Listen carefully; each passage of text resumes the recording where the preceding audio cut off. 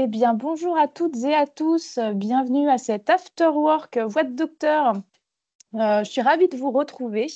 Alors, pour celles et ceux qui ne me connaissent pas, je vais me représenter. Je suis Candice Chailloux. Je suis en charge de la valorisation du doctorat à la mission doctorale du Collège doctoral de Bourgogne-Franche-Comté. Et je suis accompagnée ce soir de Nicolas Vignal. Nicolas, bonjour, bonsoir. Tu es le Bonsoir. président, voilà, tu es le président de l'association de doctorants de Nord-Franche-Comté qui s'appelle Docéo. Et c'est avec Nicolas que nous vous proposons ce soir cet afterwork spécial carrière des docteurs en sciences pour l'ingénieur. Nicolas, si vous ne connaissez pas Docéo, je vais laisser Nicolas en parler quelques minutes parce que ça vaut le coup. Si vous êtes doctorant et que vous êtes basé en Nord-Franche-Comté, c'est bien le moment d'écouter. Alors bonjour à tous, je vais vous partager ma présentation que j'ai faite pour présenter l'association. Alors, qu'est-ce que Docéo? Docéo est une association de doctorants qui réunit tous les doctorants de Nord-Franche-Comté de la région du Grand Est. Et donc l'objectif pour nous, c'est de rassembler, de représenter les doctorants de Nord-Franche-Comté, de renforcer leur rôle dans la vie scientifique, de valoriser, de promouvoir le doctorat et la recherche, et ainsi de développer un lien social afin d'animer la communauté doctorale au sein de la région de Nord-Franche-Comté. Donc, on a réalisé différents événements pour essayer de réunir les différents doctorants. On a fait des afterworks, des barbecues, des repas, des marchés de Noël, mais également des événements plus de vulgarisation. Donc, on a participé à l'organisation de Pint of Science et avec Candice, donc d'organiser cette afterwork voix de docteur. Voilà. Et donc, la composition du bureau, on est composé donc d'un bureau interne, des responsables d'organisation et aussi de responsables de communication pour présenter enfin communiquer avec l'ensemble des docteurs de Nord-Franche-Comté.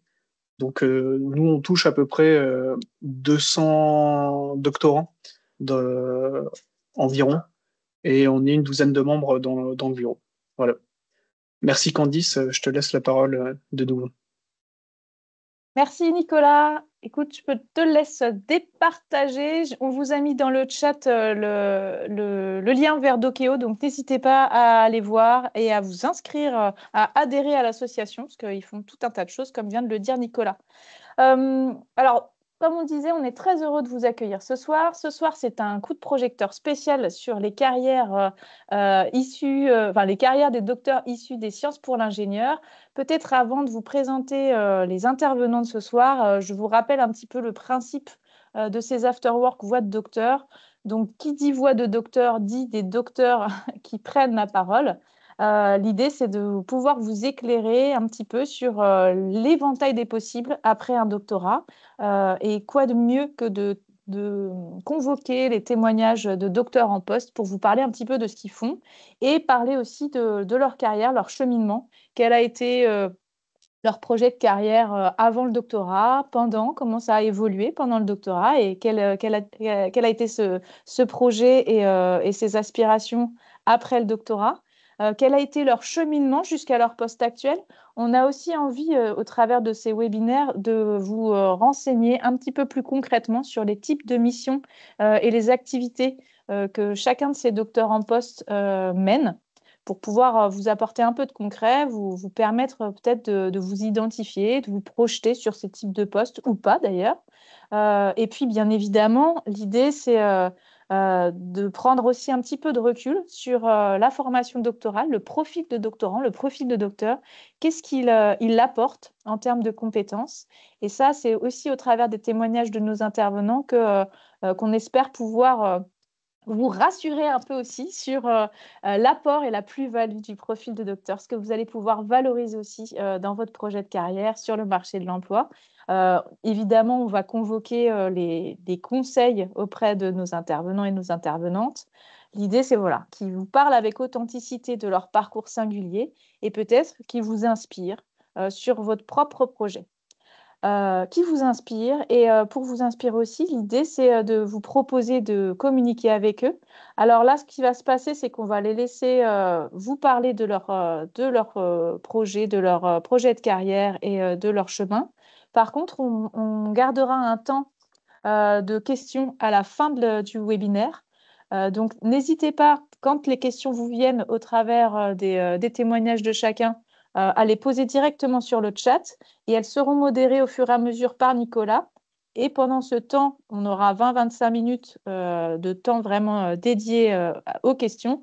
Nicolas pourra extraire les questions qu'il a pu trouver intéressantes et qui peuvent permettre vraiment d'éclairer l'ensemble des participantes et des participants.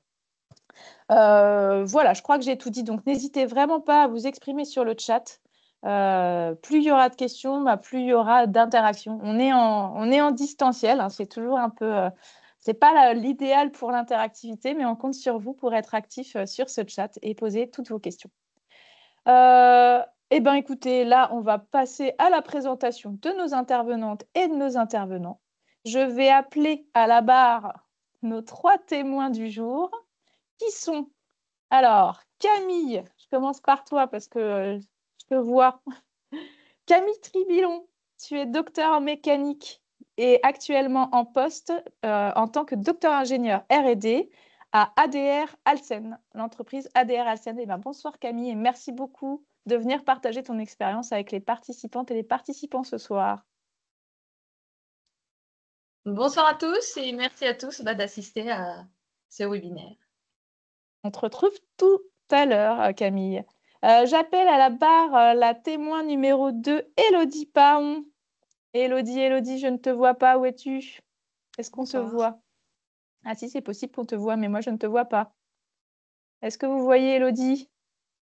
Parmi... Ah si, je te vois. Élodie, tu es docteur en génie électrique et tu es actuellement maître de conférence à l'Université de technologie Belfort-Montbéliard, l'UTBM, au sein du laboratoire Femto-ST. Merci beaucoup pour ta présence ce soir et ton témoignage. Merci à toi. Notre dernier témoin, c'est Pierre Ranck, qui est docteur en énergétique et cofondateur et directeur technique chez Ananke. Il va nous parler du montage de cette start-up. Bonsoir Pierre, merci d'être avec nous. Bonsoir à tous, merci. Alors, on va attendre quelques minutes avant de convoquer vos témoignages. Je vous présente notre dernier intervenant, qui ne sera pas spécialement témoin ce soir de son parcours et de son cheminement professionnel, mais qui est Alain Bamberger. Alain, on ne t'entend pas Alain. Il faut que tu actives ton micro. Et pendant ce temps-là, je te présente, tu es président du réseau national des écoles doctorales en sciences pour l'ingénieur, un réseau que vous connaissez peut-être qui s'appelle REDOXPI. Et Alain, toi, tu es docteur, mais tu vas pas nous parler de ton parcours, tu vas nous parler d'une investigation que tu réalises depuis plusieurs années maintenant autour de l'emploi des docteurs et notamment des docteurs issus des sciences pour l'ingénieur. Et voilà, je vais te laisser la parole. Tu vas pouvoir nous parler en une dizaine de minutes de tout ce que tu as fait, tout le travail accompli et de tout ce que ça peut représenter comme ressources intéressantes pour nos participantes et nos participants. C'est à toi. Merci beaucoup. Bonsoir à tous et bonsoir à toutes. Donc, ce que je vais présenter, c'est ce que fait Redoc SPI à l'attention des écoles doctorales membres, dont EDSPIM de Bourgogne-Franche-Comté, que vous connaissez bien. Donc, ce que nous faisons, en fait, c'est de la promotion du doctorat. Et typiquement, nous publions des sites, l'un sur l'emploi des PhD en entreprise et l'autre sur des témoignages. Donc, en 3 slides, je vais vous présenter un petit peu l'idée de ces sites et je laisse à Candice le soin de vous adresser le lien vers les sites et vous invite à naviguer dessus. Donc, Nicolas, si ça ne t'ennuie pas de passer le PowerPoint. Donc, en ce qui concerne les emplois PhD, nous nous appuyons sur LinkedIn. Je vous encourage à publier votre profil LinkedIn, qui est une source d'information très, très complète finalement et assez puissante pour avoir de l'information sur les employés des entreprises, sur les alumni des universités. Ce que vous avez sur cette slide, c'est les résultats d'une étude qu'on a fait pour Candice, si j'ose dire, et de CO, qui est de se dire, finalement, la question posée, c'est quelles sont les entreprises dans la région Bourgogne-Franche-Comté qui emploient des PhD?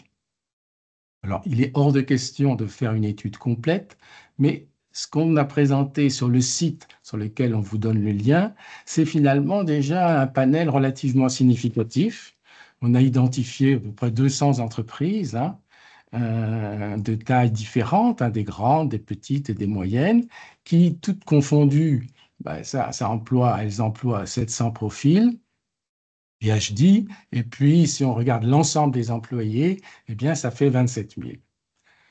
Donc, ce que l'on note, hein, le point fort, je dirais, de cette étude, hein, c'est qu'on voit l'importance des PME hein, finalement dans l'emploi PhD dans les régions, puisque pour citer qu'un seul chiffre, on voit qu'ils représentent finalement 40% environ des profils PhD, en tous les cas dans le panel que l'on a identifié. Donc, le message, en quelque sorte, en ce qui vous concerne, c'est dans vos recherches, si vous êtes intéressé de travailler dans la région, hein, je parle de la Bourgogne-Franche-Comté, eh bien, ayez bien en tête qu'il ne faut surtout pas oublier les PME. Ça, c'est le premier point. Le deuxième point, c'est de vous montrer sur un exemple, et c'est la slide suivante, comment vous pouvez naviguer, si vous voulez, sur LinkedIn pour avoir, excuse-moi, c'est là, voilà, en utilisant aussi les pages LinkedIn de vos universités. On ne va pas cliquer dessus, mais si vous prenez l'Université de Bourgogne, l'Université de Franche-Comté, ce que j'ai fait, et vous avez les liens, eh bien, vous pouvez regarder finalement les alumni de votre université, les alumni PhD, hein, de grandes entreprises, de petites, de moyennes, des entreprises que vous renseignez, si vous voulez, dans la page, où est-ce qu'elles travaillent, où est-ce qu'ils travaillent, etc. C'est tout à fait passionnant. Alors, pour illustrer et concrétiser, j'ai pris cette fois-ci le profil, non pas la page LinkedIn d'une université, mais la page d'une grande entreprise. Et j'ai choisi, à tout seigneur, tout honneur, j'ai choisi Alstom. Donc, on va passer 2 minutes, si vous voulez, sur la page LinkedIn d'Alstom. Donc là, ce qu'a fait Nicolas, c'est qu'il a pointé... pas la bonne page. Alors, ce que je te demande, c'est de cliquer, s'il te plaît, dans 70 000 en dessous, tu mets PhD. Voilà.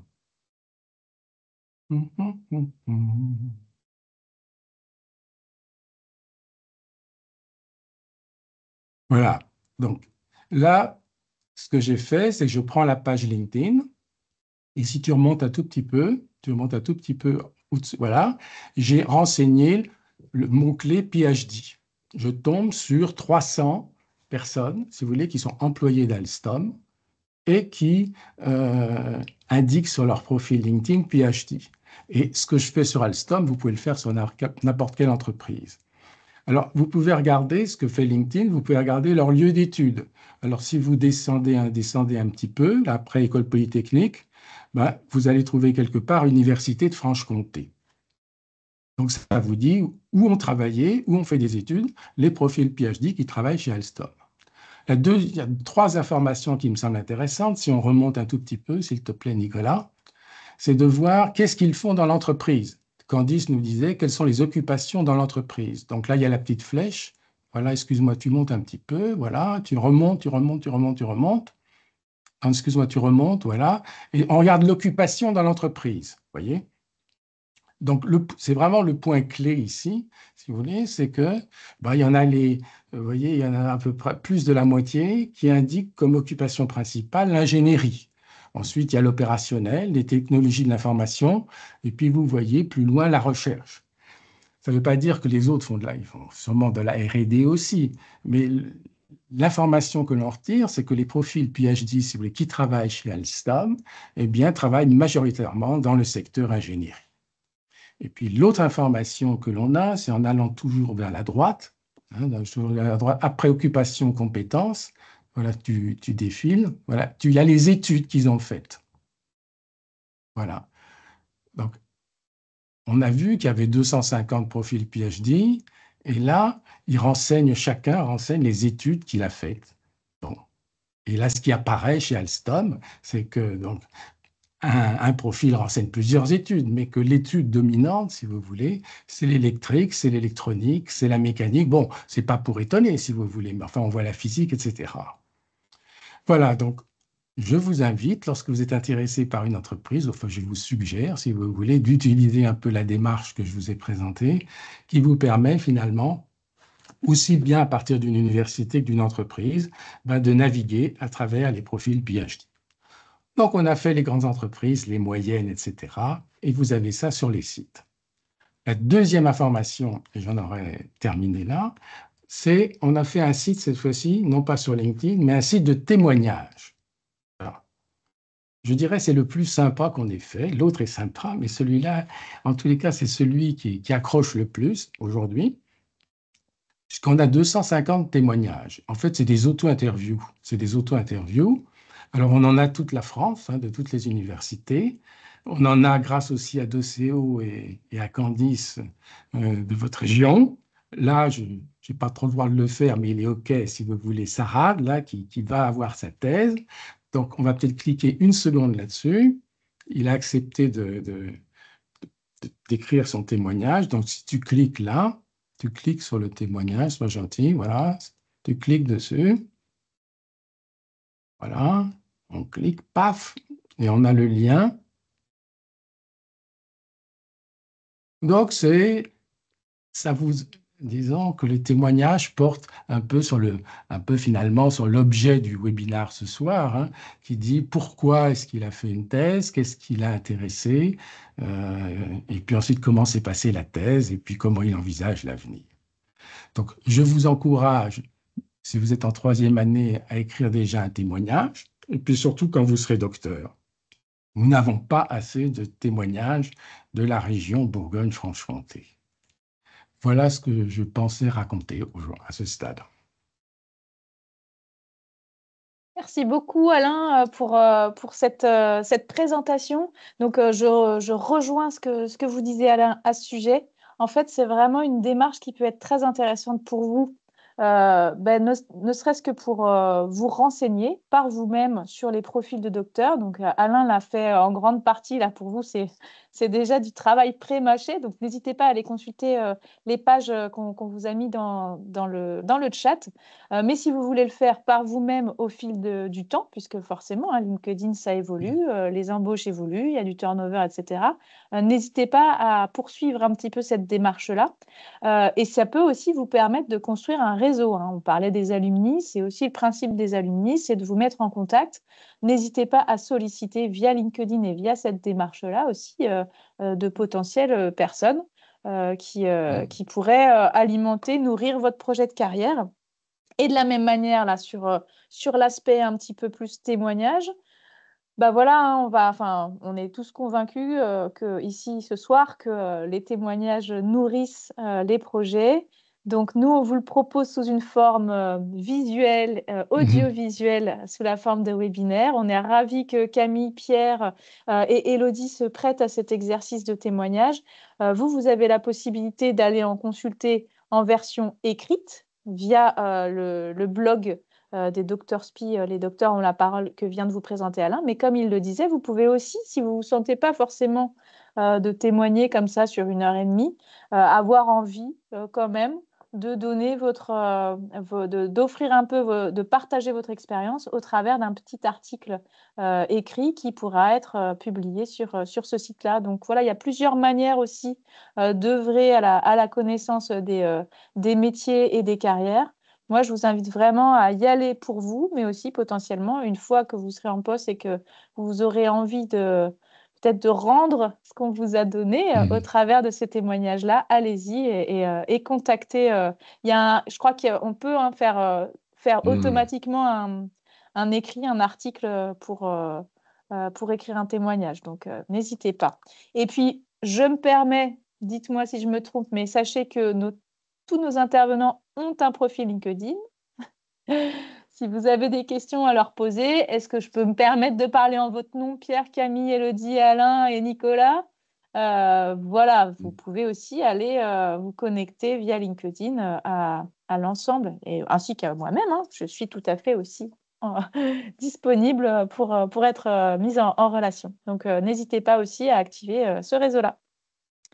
Merci beaucoup, Alain. On va passer cette fois-ci à la deuxième phase. Mais avant ça, Nicolas, on a quelque chose à vous proposer, vous, participantes et participants. Pour vous réveiller un peu, on compte sur vous. On avait envie de vous interroger. Justement, on parle de carrière, on est là pour ça. Donc, on avait envie de vous interroger sur votre projet de carrière. Nicolas, je te laisse la main pour expliquer comment ça va se passer. Alors du coup, on a fait un WooClap, je pense que la plupart connaissent. Vous cliquez sur le lien et vous allez arriver sur un sondage. Et maintenant, on vous laisse remplir. Donc, je vais partager mon écran. Hop, comme ça, on verra les résultats en direct. Alors, le lien Et, semble pas cliquable sur le chat. Je ne sais pas si ça Ah. pose souci. Dans ce cas-là, il faut peut-être le copier-coller. Ouais, faut le copier-coller dans votre navigateur. Là, je vois qu'il y a déjà 5 personnes qui sont connectées. Donc voilà, l'objectif, c'est de savoir, au stade actuel, êtes-vous intéressé après la thèse par une carrière académique, le secteur entreprise, les deux, ou vous êtes encore en pleine réflexion et vous ne savez pas lequel vous intéresse le plus. Ça commence à répondre. Voilà. 21. Ça Donc on est monte. 42 si possible. Si le plus de personnes peuvent répondre, ça serait vachement intéressant. N'hésitez pas. On voit que le choix des deux, hein, c'est plutôt quelque chose. Merci Pierre. Ah oui, du coup, ouais. Est-ce qu'on arrive au total de nos participants, sachant que nous, on ne participe pas en tant qu'intervenants? Ah, Oui, ça quasiment. commence à tourner plus vers les deux, hein. Le secteur académique est un petit peu en baisse par rapport au secteur entreprise, mais voilà, vous êtes quand même une bonne moitié à vous destiner potentiellement aux deux types de carrières. Donc voilà, sur 22 personnes, ça permet d'avoir une petite représentation dans cette réunion et savoir comment orienter les questions après. Et ben voilà, merci pour votre participation. Et ben justement, ça fait une belle transition vers les témoignages. Peut-être que ces témoignages vont infléchir ou pas ces premières aspirations. Alors, ça va se passer en trois temps. La première partie, je vais avoir envie d'interroger nos trois intervenants. Ils vont se succéder sur quelques minutes pour nous parler un petit peu de leur projet professionnel avant le doctorat et puis comment celui-ci a évolué. Alors peut-être ils seront amenés à vous parler un petit peu de leur doctorat et notamment aussi le cheminement qu'ils ont eu durant ce doctorat. Quel a été aussi le projet de carrière à l'issue du doctorat et quel a été aussi ce cheminement, le déroulement un petit peu jusqu'à leur poste actuel. Je vais d'abord interroger, qui est-ce que j'avais décidé d'interroger? Élodie. Élodie, je vais t'interroger en premier si tu veux bien. Je veux bien. J'aimerais que tu nous racontes un petit peu, toi, on va dire le juste avant le doctorat, ton projet de carrière, et le juste après le doctorat, et comment ça s'est passé pour toi, sachant que toi, si j'ai bien compris quand même, quand on a préparé un petit peu ce webinaire, tu te destinais pas du tout à la recherche ni aux longues études, il me semble, et que finalement, ça s'est fait assez progressivement, ce cheminement vers ta carrière actuelle. Je te laisse, tu as 5 minutes pour aborder ce sujet-là. Je vais essayer de ne pas être trop méchante avec le temps. Donc, je vous fais confiance à toutes et à tous, mais je serai malheureusement en charge du timing. Oui, eh bien, merci Candice. Donc, comme tu l'as dit, au départ, j'étais pas vraiment partie pour faire de grandes études, ni même pour aller faire un doctorat ou me retrouver à la place d'enseignant-chercheur qui ma place aujourd'hui. Donc, plutôt d'aller travailler dans des métiers qui vont aller vers le domaine de la défense ou on va dire de la sécurité nationale. Donc, j'ai quand même commencé mon parcours universitaire. Donc, j'ai fait un BTS, une licence, et puis finalement un master pour essayer de, avec cette première idée de métier, d'avoir, on va dire, le grade le plus haut possible et puis les responsabilités qui vont avec le plus rapidement possible. Voilà. Donc un master en énergie électrique à Belfort. Et puis, comme dans chaque formation de master, donc à l'issue de ce master-là, on a donc un stage de fin d'études de 6 mois, voilà, que j'ai réalisé en entreprise d'ailleurs.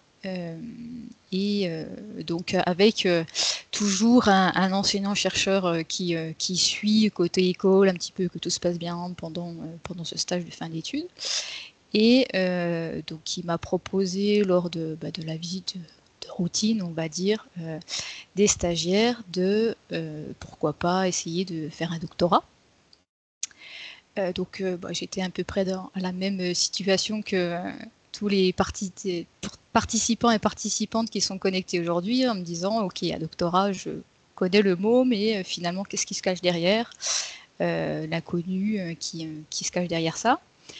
Donc finalement j'ai refusé cette proposition-là, et donc une deuxième proposition est revenue vers moi par chance, plutôt de faire un poste d'ingénieur d'études donc au laboratoire FemtoST pour travailler sur un projet national ANR, et pour être en charge un petit peu de la partie expérimentale, donc qui va concerner pour ma part les piles à hydrogène. Donc l'idée d'avoir ce CDD d'1 an d'ingénieur d'études, c'était de pouvoir se faire finalement une idée de ce qui se cachait dans ce laboratoire. Qu'est-ce qu'on pouvait bien y faire chaque jour, c'était quoi une journée type, les mêmes questions qu'on a tous pu se poser. Et aussi de connaître un peu plus les personnes, d'avoir l'opportunité de rencontrer les doctorants qui étaient déjà, eux, intégrés, de voir un petit peu comment ça se passait pour eux, et de finalement se faire mon propre avis, tout en menant bien évidemment à bien l'émission, plutôt de faire des essais sur les piles à hydrogène pour le projet. Et puis on est arrivé au bout des 1 an, et on m'a donc reposé la question, est-ce que tu es vraiment bien sûr de ne pas vouloir faire une thèse? Donc finalement je me suis laissée convaincre, on va dire, de faire cette thèse de doctorat. Donc j'ai fait ma thèse, et puis de nouveau la fin du doctorat est arrivée, la soutenance, etc. Et inconnu une deuxième fois, c'est le petit sondage juste avant, voilà. Qu'est-ce qu'on fait avec ce grade de docteur? Est-ce qu'on continue dans le milieu académique ou plutôt en entreprise? Et puis, donc, comme j'ai pu faire quelques expériences d'enseignement lors de mon doctorat, donc j'ai trouvé très enrichissant. Ça a finalement induit mon choix, et je me suis dit, j'aimerais bien quand même continuer dans le milieu académique, l'enseignement ça me plaît, la recherche ça me plaît aussi, mais le deuxième volet d'enseignement est tout aussi agréable. Et puis j'ai pu aussi au cours du doctorat regarder un petit peu ce qui se passait, découvrir les instances tant bien à l'université mais aussi au sein du laboratoire. Donc ça me permettait un petit peu de voir un petit peu comment tout ça se mettait en musique. Et donc plutôt poursuite académique pour ma part. Donc qui dit poursuite académique dit de faire un dossier de qualification, donc de s'inscrire une première fois sur le site de Galaxy, et puis à l'issue de la soutenance et en fin d'année, avant on va dire mi-décembre, de déposer toutes les pièces sans en oublier, et puis d'attendre finalement de savoir si on est qualifié au poste de maître de conférence, oui ou non. Donc double qualification obtenue, et super. Donc à l'issue de ça, on était en fin d'année, donc j'ai fait un premier postdoc pour gagner un peu en maturité, etc. J'ai pas postulé tout de suite la première année sur les concours maître de conférence, j'ai attendu la deuxième année. Donc premier concours maître de conférence avec les dossiers écrits et les soutenances, mais pas de poste. Deuxième année, pareil, voilà, mais quand même avec une meilleure compréhension de ce qu'on attendait de moi pendant cette session de concours où on se présente en 10-15 minutes, finalement, tout ce qu'on a fait et pourquoi on veut faire ça. Et je me suis dit, la troisième, ça sera la dernière, et si ça marche pas, il faudra que je change mon fusil d'épaule et que je regarde ailleurs. Et je t'arrête là, Élodie, car les Oui. 5 minutes sont passées et j'ai envie d'un gros teasing par rapport à ce que tu nous expliqueras tout à l'heure. Parfait. La troisième sera-t-elle la bonne? Merci beaucoup, Elodie. Je t'arrête là. Je suis désolée, c'est assez frustrant, mais du coup, je me dis que peut-être que ça fera l'objet de la deuxième partie. Merci beaucoup, Elodie.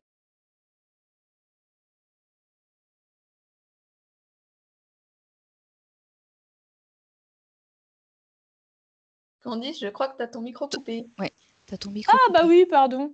Alors, je ne sais plus ce que vous m'avez entendu dire ou pas, mais en tout cas, voilà, je disais qu'Elodie tombait dans la recherche et puis finalement, tu t'es pris au jeu du virus et de l'enseignement aussi. Il me semble quand même que ça a aussi beaucoup joué dans ton choix de rester et de tenter les parcours académiques. Voilà, on se doute un petit peu de l'issue du troisième concours, mais je n'en dis pas plus. Je vais laisser la parole cette fois-ci au témoignage de Camille. Alors Camille, on est sur quelque chose d'un peu différent en termes de parcours. Je vais te laisser en parler en quelques minutes, pareil, hein, plutôt en 5 minutes. Est-ce que tu peux nous redire un petit peu, toi, quel a été euh, voilà, tes aspirations de carrière avant le doctorat, comment tu es arrivé au doctorat? Toi, c'était un petit peu particulier. Tu vas peut-être nous dire en quoi ça a été particulier. C'est pareil, toi aussi, tu es tombé dans la recherche un petit peu par hasard, sur presque un malentendu, j'ai envie de dire. Mais je te laisse développer un peu plus en direct. Merci Camille. Oui, alors effectivement, moi je travaille donc actuellement en entreprise et je vais vous présenter un petit peu le déroulement de mes études et comment je suis arrivée là. Donc à l'issue de mon bac, j'ai fait une formation en 5 ans, donc un CMI, un cursus de master en ingénierie en mécanique à l'université de Besançon. Et au cours de cette formation, donc c'est une formation qui est quand même déjà assez orientée projet et dans laquelle on a eu quand même déjà l'occasion de travailler sur des projets, notamment avec les laboratoires dans ces domaines. Donc, disons que c'était quand même un milieu que je connaissais assez tôt, mais j'avais pour objectif, en commençant cette formation, de travailler comme ingénieur en entreprise. Et après, c'est que pendant mon master que je me suis un peu posé la question parce qu'en fait, je suis partie faire le premier semestre de mon M1. Je suis partie en Irlande et en fait, je devais être inscrite donc sur une formation équivalent à mon master 1 à Besançon. Et quand je suis arrivée là-bas, en fait, je me suis rendu compte que la formation sur laquelle je m'étais inscrite n'avait pas ouvert cette année-là, donc les cours qui étaient prévus n'avaient pas lieu. Donc, il a fallu que je trouve dans des formations parallèles différents cours. Et c'est à ce moment-là qu'on m'a proposé aussi de prendre quelques cours du soir, qui étaient des cours normalement pour les doctorants, puisqu'ils travaillaient la journée en fait sur leur projet. Et ils avaient des cours communs le soir, notamment pour apprendre à faire des recherches bibliographiques ou des choses comme ça. Et donc, disons que je dirais que c'est la première fois dans mon parcours où j'ai été vraiment en contact avec des doctorants, où j'ai pu un peu discuter avec eux sur comment ça se passait, en quoi ça consistait un doctorat, leurs recherches et tout ce qu'ils faisaient au quotidien. Et je me suis dit que ça pouvait être quelque chose qui m'intéressait. Et donc, quand je suis rentrée en France, je me suis un petit peu renseignée sur ce que c'était qu'une thèse, un doctorat, comment ça fonctionnait. Et c'est là que j'ai découvert la possibilité de la thèse CIFRE. Je me disais qu'en fait, c'était peut-être une façon d'allier et la recherche et le côté finalement ingénieur auquel je me destinais initialement. Et c'est au cours du coup du début de mon M2 que j'ai été en contact avec l'entreprise ADR, donc pour laquelle je travaille aujourd'hui. Et en fait, eux, ils souhaitaient mettre en place une thèse CIFRE, mais c'était la première fois. Et donc, d'un point de vue étudiant, nous, quand on réfléchit à une thèse, on se dit, bon, quel va être le sujet? Est-ce que c'est quelque chose qui va m'intéresser? Est-ce que je me vois travailler 3 ans quand même là-dessus?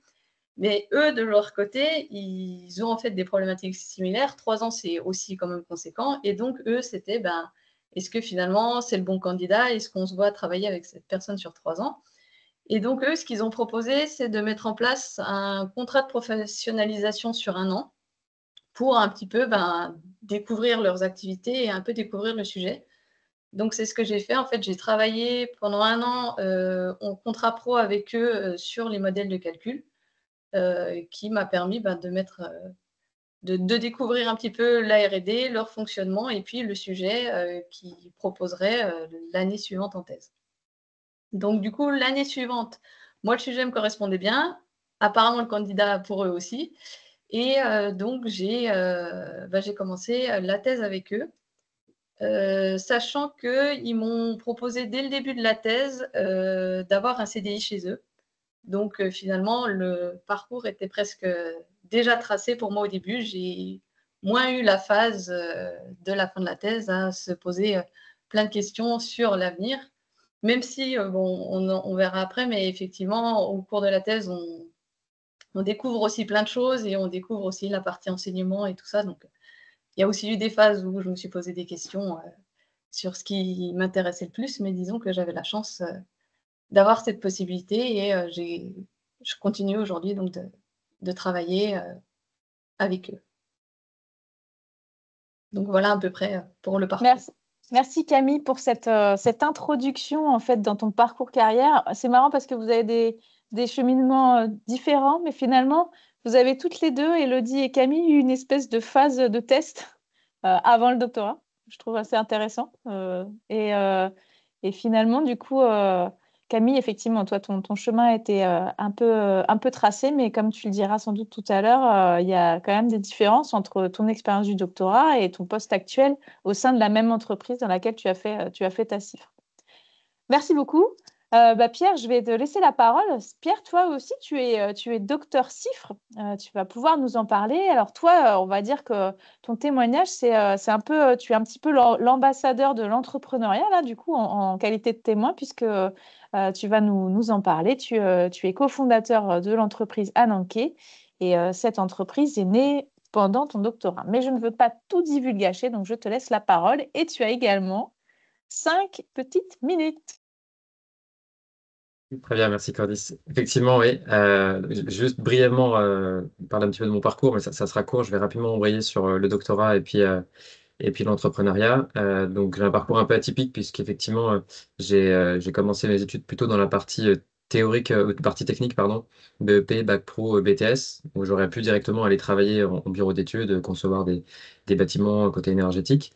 Mais j'avais vraiment envie d'apprendre davantage, donc j'ai eu l'opportunité d'être accueilli en licence 3 à Belfort dans la fac Lunel, ce qui m'a permis de découvrir un autre monde complètement différent. Alors forcément beaucoup plus théorique, mais avec aussi un aspect assez fascinant au niveau laboratoire, où j'ai eu l'occasion, avec un professeur passionné, de découvrir le monde de la recherche et par la suite donc d'effectuer des stages au sein du laboratoire sur des domaines variés, mais notamment sur des moteurs un peu particuliers, on pourra en discuter un petit peu après, et sur de la métrologie rapide, ce qui m'a vraiment passionné et a fait qu'à la fin du master, j'ai eu l'opportunité de poursuivre en doctorat, donc toujours dans la même université, à Belfort, au laboratoire FEMTO-ST, dans une thèse qui finalement émane d'un projet avec Assystem, une entreprise donc d'ingénierie qui est à Belfort, et avec l'objectif donc de rendre autonomes les maisons en énergie. Donc ce projet de thèse m'a occupé 3 ans et demi, presque 4 ans. Avec l'objectif à la fin d'avoir une machine qui était au moins de laboratoire. Et c'était pas forcément quelque chose qui était identifié au départ, mais au cours de ces 3 années, on s'est rendu compte qu'il y avait un vrai potentiel industriel de cette machine, hein, pour en faire quelque chose.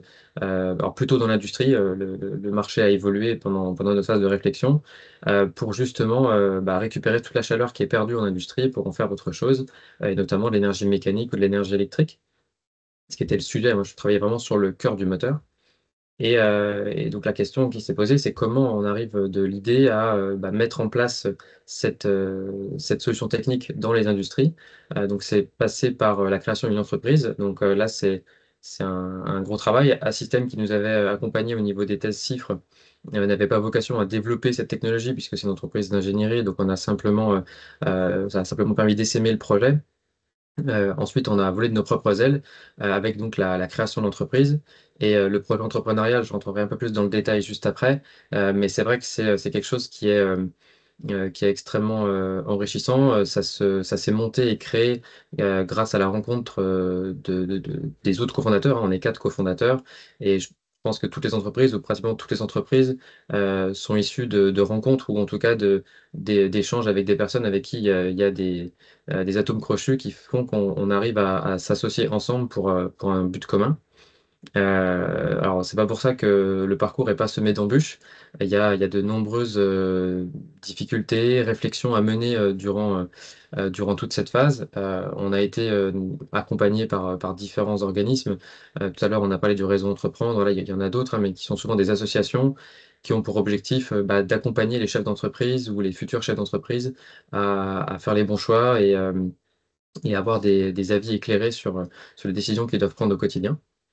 Mais sinon, de manière très terre à terre, au début, la partie la plus délicate, c'est sur quelle base construire finalement cette société, quel statut juridique, est-ce qu'on part sur une SA, SAS, SARL, le capital que chacun est prêt à apporter, quelles informations on va mettre dans les statuts, qui doit faire la gouvernance, qui a le pouvoir de décider. Voilà, donc tout ça, ça s'accompagne souvent de nombreuses soirées pizza, pour lesquelles on va discuter de ces différentes clauses.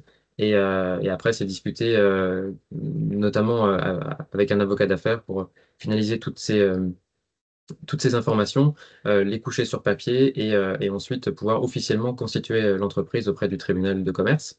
Et là, ça y est, l'entreprise existe, elle a une vraie existence morale. Et il n'y a plus qu'à construire l'entreprise sous tous les autres aspects, RH, les finances, construire les projets. Donc toute la vie finalement interne à l'entreprise.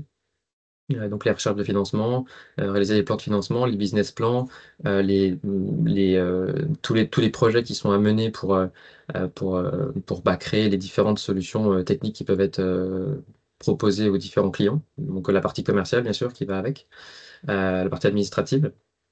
Voilà, bon, je détaillerai certainement un peu plus dans la suite des discussions, mais voilà, c'est beaucoup d'informations à avoir, mais c'est très enrichissant.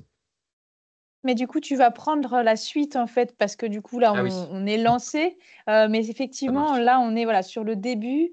On constate quand même, enfin, moi, je me pose cette question-là sur à quel moment tu te dis que tu te lances dans l'entrepreneuriat. Enfin, qu'est-ce qui a fait que tu t'es dit, bah, tiens, je me sens en fait de monter ça.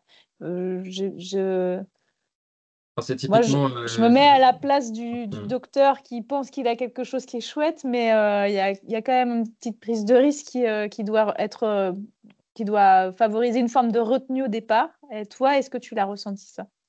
Oui, il y a tout à fait ce moment finalement où toutes les questions se bousculent dans la tête, où on se demande quelle décision prendre. Est-ce que finalement ce projet, on arrivera à le mener au bout, sachant que c'est quelque chose de très très, enfin, de très grosse envergure, hein. Développer un moteur tel qu'on le fait, ça demande énormément de compétences très variées, hein, que ce soit en mécanique des fluides, en, en mécanique, en tout un tas de domaines, plus la partie financière, donc il faut savoir gérer une entreprise, plus la partie commerciale, prospecter des clients, aller sur site, etc. Donc ça représentait une montagne à gravir qui était quand même assez importante.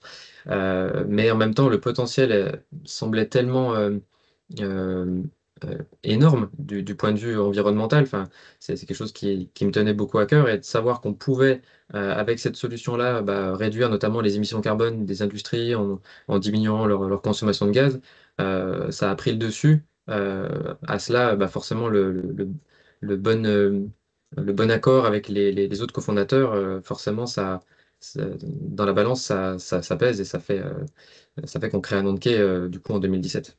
Mm. Oui, tu me disais qu'effectivement, en préparation, que tu aurais été tout seul, ça se serait peut-être pas passé de cette façon-là, mais que là, le collectif vous a apporté aussi et vous a Ouais. incité à vous lancer. Ensemble, on est plus fort, quoi. On se Mm. sent plus fort C'est ça. bah, très Je crois bien. Bah alors, oui. Non, c'est juste, je crois que j'ai souvenir d'une citation qu'un collègue avait au laboratoire de Churchill qui dit si deux personnes ont la même opinion, il y en a une qui est de trop. Et typiquement, dans notre cas, on est trois cofondateurs, enfin on est quatre cofondateurs. C'est pas qu'on n'a pas forcément la même opinion, mais on a tous des compétences bien à nous et des visions des choses bien à nous. Le plus important, c'est d'arriver à les confronter et sans heurts et puis trouver une synthèse à ça. Mais finalement, si tout le monde a la même idée et est pas capable de les confronter, on se prend des murs parce que finalement, le monde est beaucoup plus complexe qu'une vision unique. Et donc, c'est super important d'avoir des personnes avec des, euh, des visions différentes qu'on peut confronter et du coup, trouver la meilleure voie à prendre, à suivre. Ça nécessite une ouverture d'esprit C'est à ça. l'autre et à la vision de l'autre. Eh bien, Ouais. très bien. Et alors, donc, du coup, si on continue justement sur ton témoignage, en passant un petit peu à la suite. Donc, le projet est né pendant ton doctorat, hein, puisque enfin, le projet est né et l'entreprise est née avant la fin de ton Oui. doctorat, dans ta soutenance.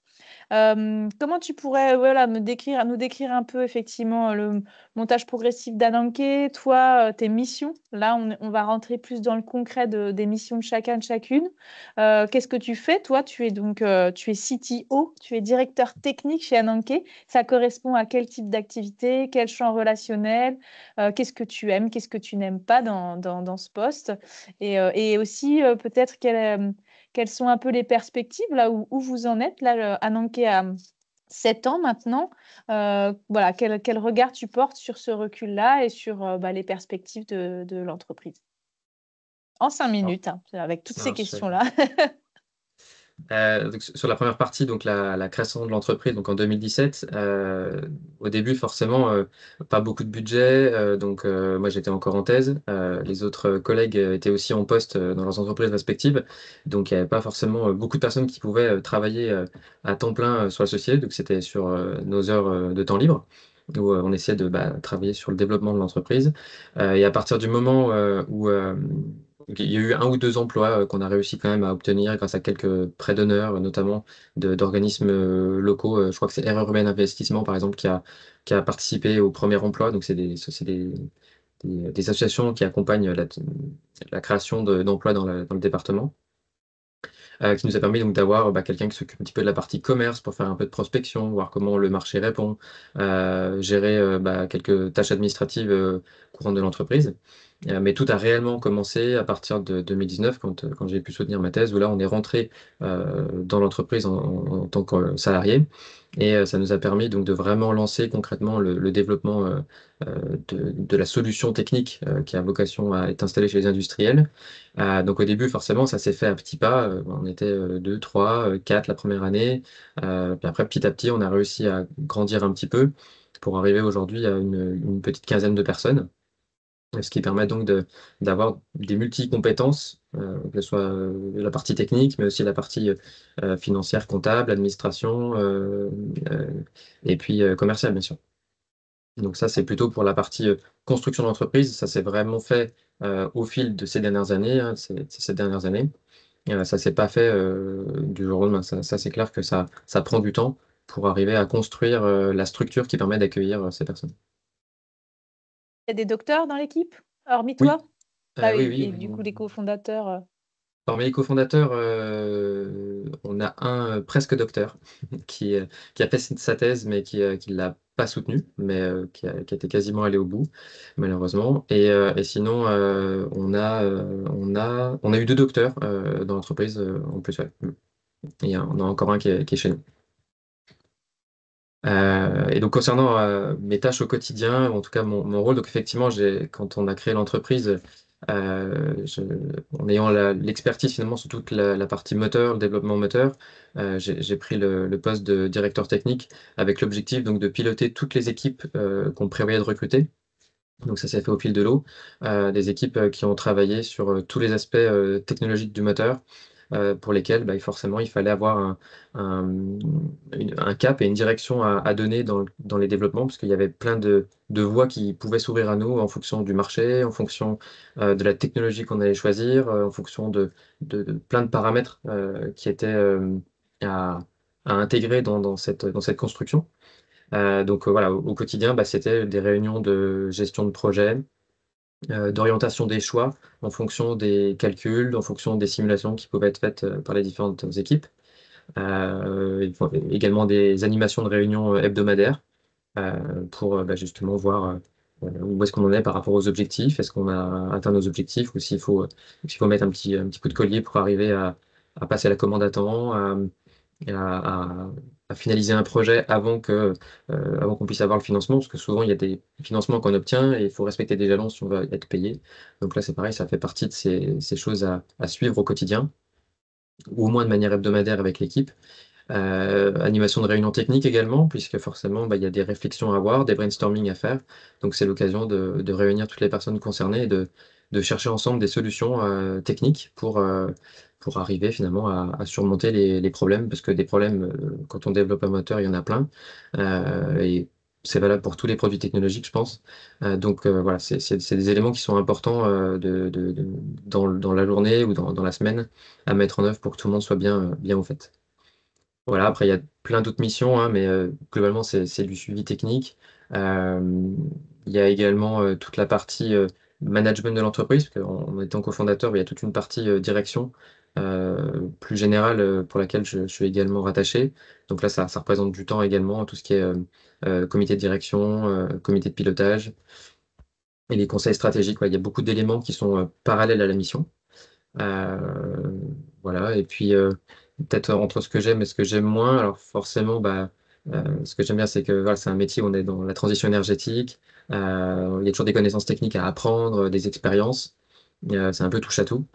Et s'il fallait trouver quelque chose que j'aime peut-être un peu moins, c'est parfois la gestion du personnel qui est des fois un petit peu délicate parce que forcément, c'est bien qu'on ait tous des idées différentes, mais il y a des fois, ça peut être un peu difficile à appréhender et à trouver des consensus pour que tout le monde comprenne dans la direction dans laquelle on va, en n'ayant pas forcément toutes les cartes en main par rapport au développement de l'entreprise.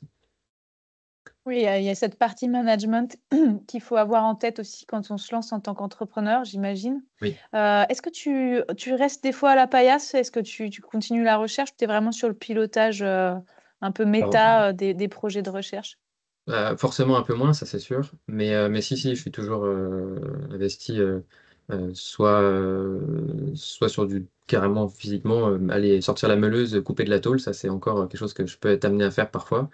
Et puis faire des réunions très euh, dans la direction très différente du point de vue de la réflexion où on se projette sur 20 ans à venir ou 10 ans à venir. Enfin bref, des fois des grands écarts qui sont assez marrants et finalement qui sont assez intéressants en même temps. Ouais, on sent vraiment le côté touche à tout, le côté focus, défocus, Mm. activité un peu fourmillante. Ça doit être assez intense, mais je pense que c'est la même chose pour Elodie que je vais interroger. Merci beaucoup, Pierre. On va revenir sur ton expérience, Elodie. J'en profite juste avant de te laisser la parole pour rappeler que vous pouvez poser vos questions. Je ne vous trouve pas très actif et active sur le chat.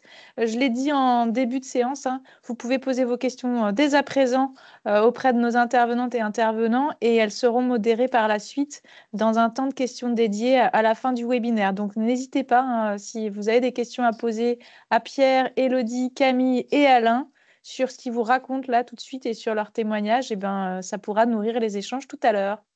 Alors, Élodie, on en était où? On en était tu avais commencé à postuler à des concours de maître de conférences.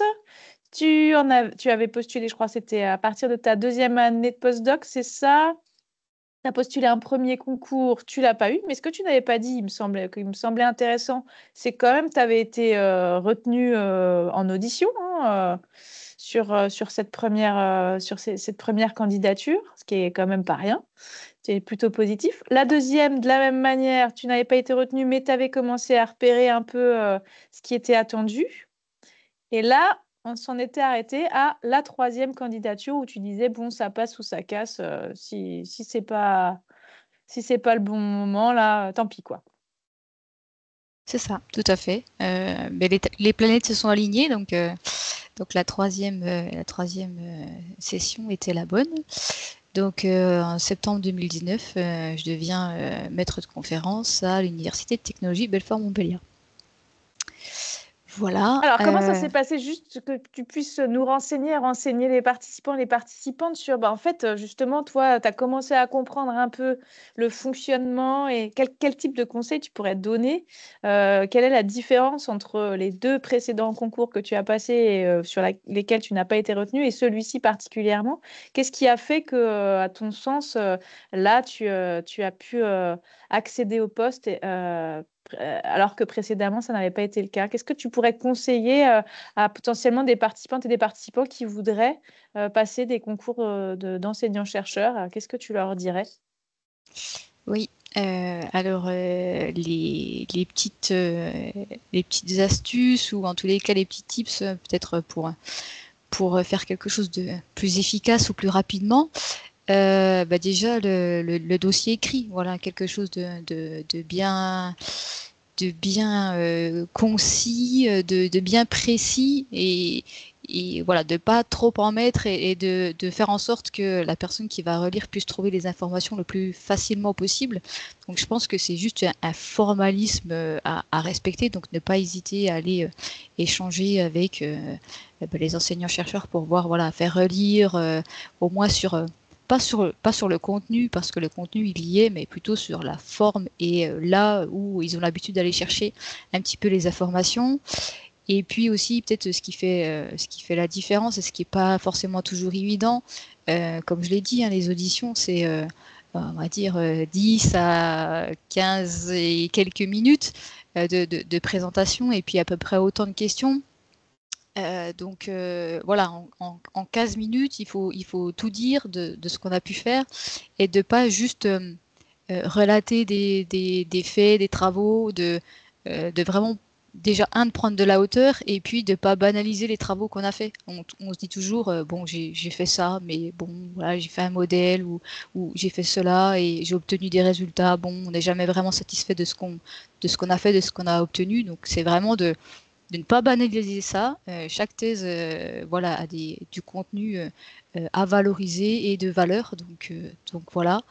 Et puis, c'est se vendre finalement un petit peu avec l'idée de se projeter vraiment dans le poste, donc de ne pas hésiter à aller aussi échanger avec les personnes sur place, voire de se déplacer. Et voilà, tant pis s'il y a de la frustration après parce que la réponse est non, mais de vraiment faire l'effort, et c'est ça peut-être le plus difficile de faire l'effort, de se projeter comme si effectivement dans quelques mois on arrivait dans la ville et dans le laboratoire pour lequel on a postulé et qu'on était tout prêt, tout neuf à s'y engager à fond, quoi. Donc voilà pour donc les là, tu tips. conseilles aussi de contacter, ça c'est pas forcément des choses qui se font dans le privé ou dans le secteur extra-académique. On n'est pas toujours amené à contacter les personnes qui sont recruteuses ou les structures recruteuses. Donc c'est vrai que par rapport à d'autres modes de recrutement dans le secteur académique, c'est important. Enfin, c'est intéressant ce que tu dis. C'est quand même important de se faire connaître avant et d'aller à la pêche aux informations. C'est plutôt bien vu, on est d'accord. Tout à fait, tout à Et fait. si Et puis ça se fait permet pas, d'avoir ça une peut longueur être, d'avance sur les autres, quoi. En se disant, voilà. moi j'ai eu cette petite info et donc comment je peux faire en sorte de la mettre en valeur par rapport au profil que je vais leur présenter, quoi.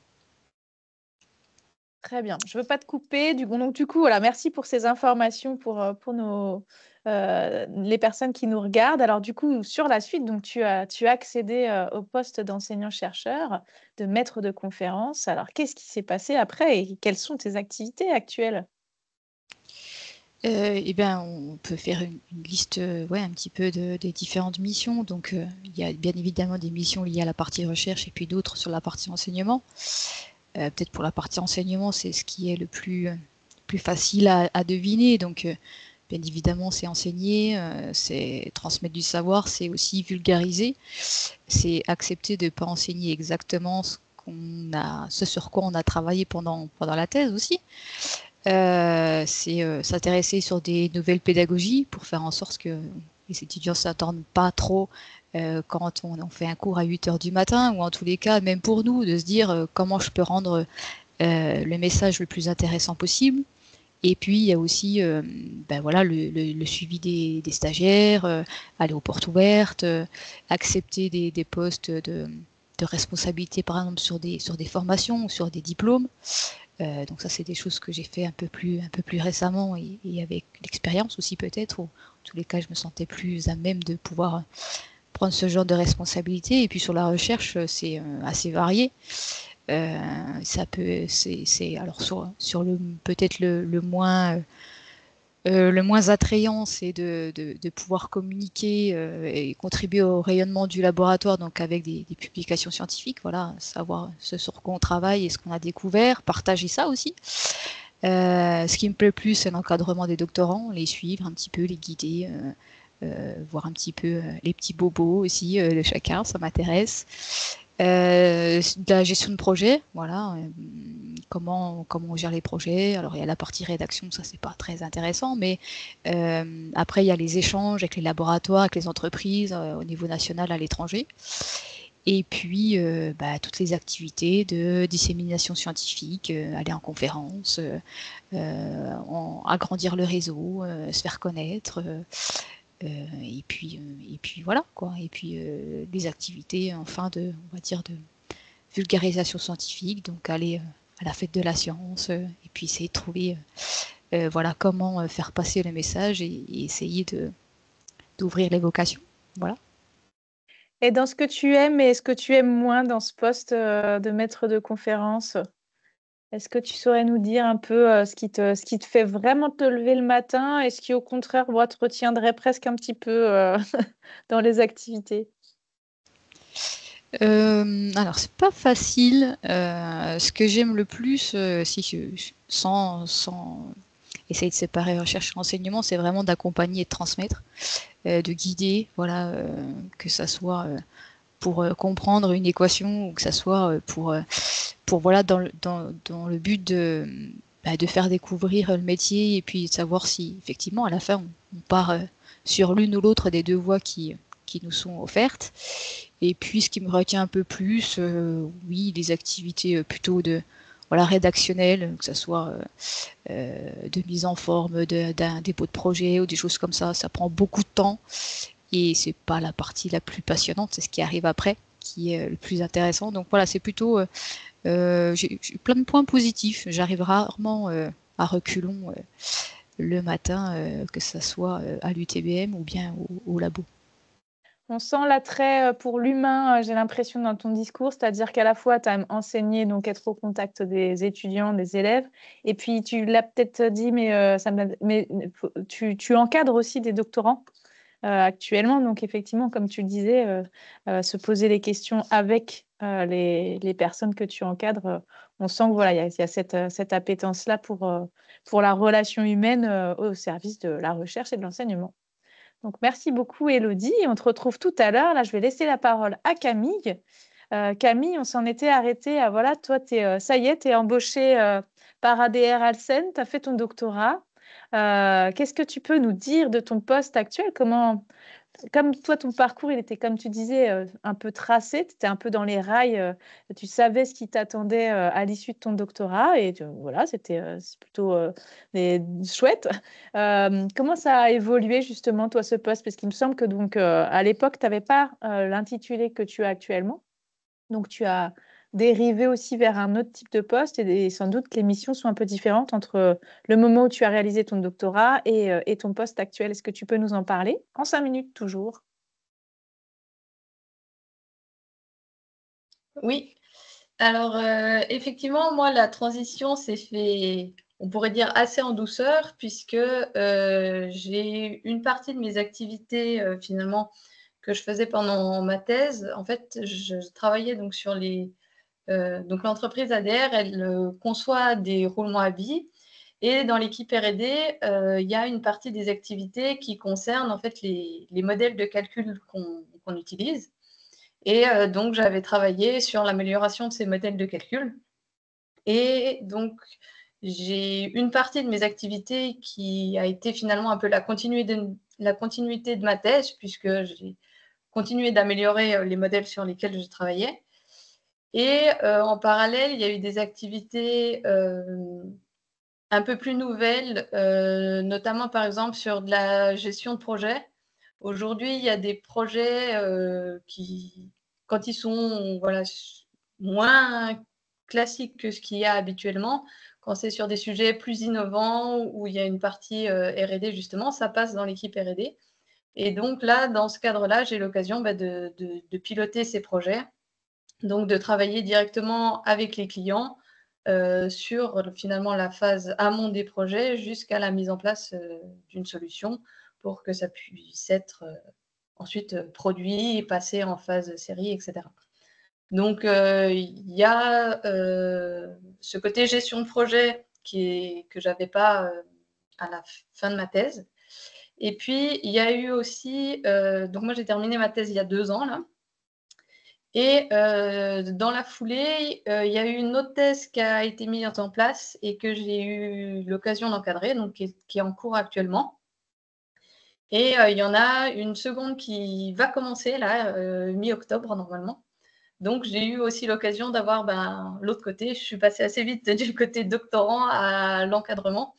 Et donc ça, c'est quelque chose qui m'intéresse aussi beaucoup parce qu'effectivement, j'aime beaucoup le côté transmettre aussi le savoir. Et donc, il y a aussi cette partie-là. Et puis, toujours dans la partie transmettre, j'ai aussi l'occasion des fois de mettre en place en interne des formations sur, ça peut être sur les outils, par exemple, qu'on a développés en phase R&D et qu'on va transmettre ensuite, par exemple, au bureau d'études. Donc, mais disons que les problématiques sont beaucoup plus variées par rapport à ce que j'avais dans ma thèse, mais finalement, ça s'est fait progressivement au fur et à mesure des problématiques qu'on a rencontrées au niveau de la R&D. Et puis bon, c'est encore assez récent, donc il y a encore plein d'opportunités possibles à venir par la suite.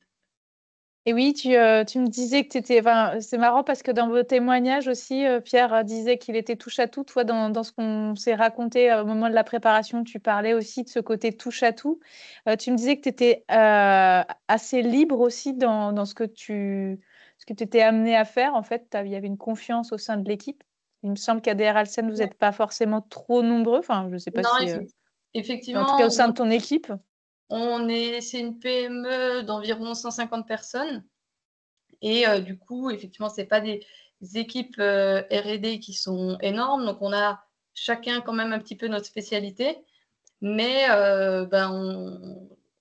de par mon parcours, les sujets auxquels j'ai traité, on a aussi une position où on peut un petit peu orienter sur des problématiques qui nous semblent être des problématiques importantes pour le futur et des choses où on va pouvoir apporter de la compétence en amont. Et est-ce que du coup, je vais poser la même question qu'à Pierre, est-ce que vous recrutez des profils de docteurs chez ADR Alcen? Est-ce qu'il y a beaucoup de tes collaborateurs et collaboratrices qui ont le même profil que toi ou qui ont fait un doctorat? Alors actuellement, je suis la seule, mais pendant ma thèse, c'était un docteur qui m'encadrait. Et donc pour le moment, je suis la seule, mais alors le poste n'est pas ouvert, mais on a pour projet, disons, dans l'année d'ouvrir sûrement un poste de docteur pour renforcer les équipes. Donc ça reste des petites équipes, donc ce n'est pas des nombres très conséquents, mais disons que l'entreprise est tout à fait ouverte à recruter de nouveaux docteurs. Et si les équipes s'agrandissent, on devrait effectivement avoir un ou une nouvelle docteur dans les équipes. On l'espère au plus vite. Alors, qu'est-ce que tu aimes le plus dans ton poste et qu'est-ce que tu aimes moins? Alors, ce que j'aime le plus, c'est effectivement pouvoir...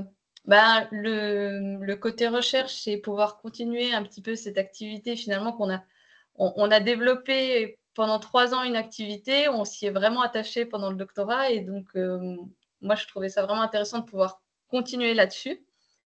Et le côté aussi transmission, que c'est vrai que j'avais un peu découvert cette partie transmettre le savoir et aussi vulgarisation, puisque finalement j'avais eu l'occasion pendant ma thèse de donner des cours et ça me plaisait bien et je me suis dit qu'en entreprise, je retrouverais moins cet aspect que par exemple sur un poste de maître de conférence.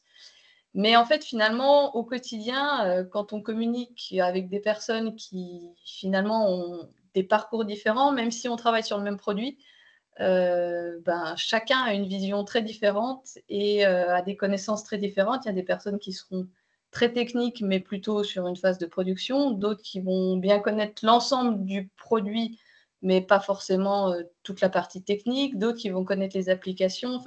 Donc, c'est très varié et finalement, ça demande des compétences en vulgarisation assez importantes au quotidien puisqu'on on communique avec toutes les personnes. Et après, sur les activités qui me plaisent un peu moins, je dirais que sur la partie un peu chef de projet ou gestion de projet, il y a aussi une partie un peu plus, on va dire, ce que j'appellerais un peu administratif, où il faut remplir des documents ou des fichiers Excel et tout ça, et que je trouve ça un peu moins intéressante, mais tant que ça reste une petite partie du travail, ça ne pose pas de problème. C'est vrai que c'est un petit peu le truc lourdingue que tout le monde dit, hein, l'administratif. Je crois que ce soit Pierre, Élodie ou toi, Camille, il me semble qu'on est tous plutôt réfractaires à ça. Et malgré tout, ça fait quand même beaucoup partie de nos quotidiens. Donc, il faut forcément s'y préparer. Je rajoute quand même pour l'aspect vulgarisation quand même que Camille, moi, je t'avais vu du temps de ta thèse puisque tu as été participante de ma thèse en 180 secondes en je ne sais pas quelle année, 2019 peut-être bien, un truc comme ça. Et tu avais fait une super prestation, donc j'en profite pour te féliciter et pour inciter les doctorantes et doctorants qui seraient présents, si vous n'avez jamais essayé cette formation MT 180 et que vous avez envie de vous former à la vulgarisation, ce sont des bonnes opportunités. C'est comptabilisé et dans votre offre de formation.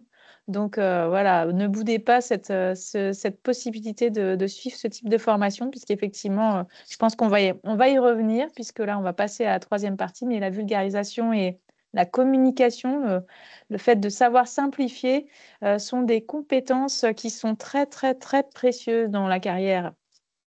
Donc, merci beaucoup, Camille. Ben justement, voilà, j'en profite pour passer à la troisième phase. On voit qu'il est déjà 18h42. Continuez à poser vos questions sur le chat puisqu'on va bientôt arriver à la période destinée aux échanges et aux questions.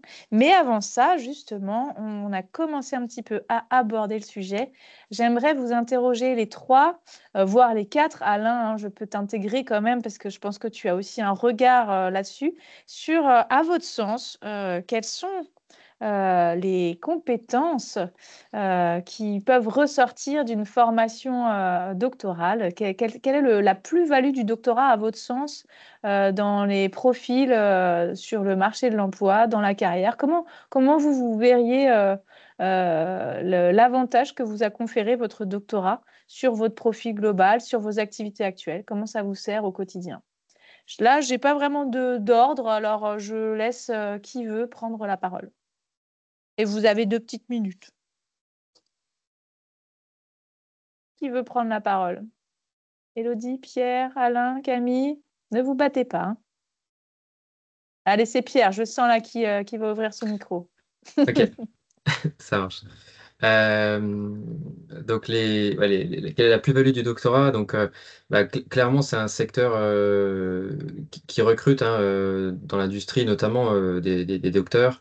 En fonction des postes, alors c'est pas forcément vrai peut-être pour tous les postes. Tout à l'heure, ce qu'elle a présenté, on voit qu'il y a quand même une répartition qui est différente de docteurs en fonction voilà, des missions qui peuvent être confiées à la personne. Donc voilà, en fonction des appétences de chacun et du choix qu'il souhaite faire après derrière du point de vue professionnel. Voilà, peut-être que le doctorat sera plus ou moins intéressant en fonction de ça. Mais je trouve que malgré tout, ça reste très intéressant. Moi, dans l'activité, c'est surtout cette capacité à innover, parce que finalement, quand on est en doctorat, on n'a pas des choses toutes préétablies, on suit un document et puis on exécute. Il y a vraiment des problèmes auxquels on est confronté et il faut trouver des solutions, faut innover, il faut chercher dans l'état de l'art s'il y a des choses qui ont déjà été faites, même si c'est dans des domaines totalement différents. J'ai des collègues qui ont travaillé sur des domaines techniques. Ils sont allés chercher des solutions pour résoudre un problème de calcul dans des domaines qui n'ont strictement rien à voir, mais c'est grâce à cette curiosité d'aller chercher des choses qui ont pu être faites au Japon ou à l'autre bout de la planète, dans des domaines qui sont, on va dire, sur le principe à côté de la plaque, mais qui en réalité ont trouvé quelque chose qui s'applique très bien à d'autres domaines. Et ça, je trouve que c'est quand même fascinant de voir ce qu'on est capable d'interconnecter finalement au niveau des domaines. Donc c'est tout à fait valorisable en entreprise, notamment s'il y a un service R&D, hein. C'est sûr que c'est souvent dans ces services-là qu'on va quand même retrouver des ingénieurs docteurs. Après, les autres avantages et atouts du diplôme, alors même si enfin, c'est pas une fin en soi, mais c'est vrai qu'avoir un doctorat, l'avantage en France, c'est d'avoir 2 ans de salaire directement au premier CDI. Donc, dès que vous avez votre premier CDI, bah, c'est 2 ans de salaire qui sont financés et du coup qui ont un coût quasi nul pour l'entreprise. Donc, c'est aussi un moyen pour mettre le pied à l'étrier parce qu'il y a certaines entreprises qui sont peut-être encore un peu réfractaires et lancer justement bah, les docteurs dans la vie vraiment professionnelle. C'est la reconnaissance d'une rigueur hein, quand vous êtes en entretien et que vous avez fait un doctorat. Je trouve que ça. Souvent, ce qui ressort, c'est qu'il y a une vraie rigueur scientifique sur, voilà, on a tels éléments en entrée, on arrive avec des outils qu'on a pu apprendre dans le doctorat à ressortir quelque chose qui est carré et qui est rigoureux. Ça apprend ouais, beaucoup l'autonomie, hein, parce que forcément, en thèse, enfin, ceux qui sont en thèse actuellement ou qui le seront le découvriront peut-être, mais ça demande souvent beaucoup d'autonomie, puisque bah, les enseignants-chercheurs, les professeurs qui accompagnent les thésards, ils peuvent pas passer toute leur journée avec vous, hein. Donc forcément, bah, il y a toute une partie d'apprentissage qui est un peu autodidacte, où finalement, il faut être capable d'aller chercher les informations et l'accompagnement qui est fait, l'expertise qui est faite par les enseignants-chercheurs est fondamentale. Ça n'empêche qu'il y a une autonomie qui se crée et qui est largement valorisable par la suite dans les différents postes. C'est quelque chose qui est très recherché aujourd'hui. Merci Pierre. Voilà. Est-ce que Camille, Élodie, Alain voulaient rebondir? Effectivement, alors j'ai mis un petit lien vers le dispositif Jeune Docteur dont tu parlais, hein, il me semble que toi, tu en as bénéficié aussi dans le cadre du montage de ton entreprise. Camille, peut-être aussi, je ne sais plus. Donc, du coup, c'est un dispositif qui permet vraiment une incitation en fait, aux entreprises pour embaucher, recruter des docteurs pour un premier CDI. C'est un dispositif qu'on vous incite vivement à connaître parce que ça peut être très valorisable quand vous candidatez pour des entreprises parce que elles ne connaissent pas forcément l'avantage aussi de vous recruter à la fois pour vos compétences, évidemment, toutes celles dont Pierre a parlé, et pour les autres dont vont parler les autres intervenants, mais aussi par rapport à un avantage aussi purement financier. Donc, n'hésitez pas aussi à brandir un peu cet étendard dispositif Jeune Docteur. Est-ce que Camille, tu voudrais... Ah, ou Alain? Non, qui a parlé? Oui, mais un petit mot peut-être là-dessus, c'est de dire que là, aujourd'hui, on parle du secteur SPI, Sciences pour l'ingénieur. Donc, je pense que j'ai à peu près 2000 docteurs par an dans le domaine Sciences pour l'ingénieur et qu'une des spécificités, c'est qu'une grande majorité, en tous les cas une majorité importante, au bout de 2-3 ans, sinon à l'issue de la thèse, travaille en entreprise.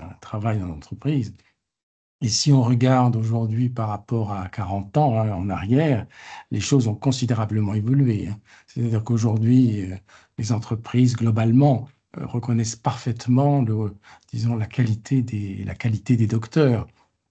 Et le dispositif CIFRE, pour cela, a été absolument structurant, hein. Je veux dire, aujourd'hui, on a 2 beaux exemples ici, hein. Je veux dire, ont permis aux entreprises de connaître finalement et de reconnaître disons, la qualité du doctorat. Donc, je dirais aux jeunes là, qui nous écoutent ou qui ne nous écoutent pas, disons, qu'aujourd'hui, il n'y a quand même enfin, disons, la situation est excellente, disons, pour être embauché dans une entreprise. Moi, c'est ça que j'aimerais dire. Voilà.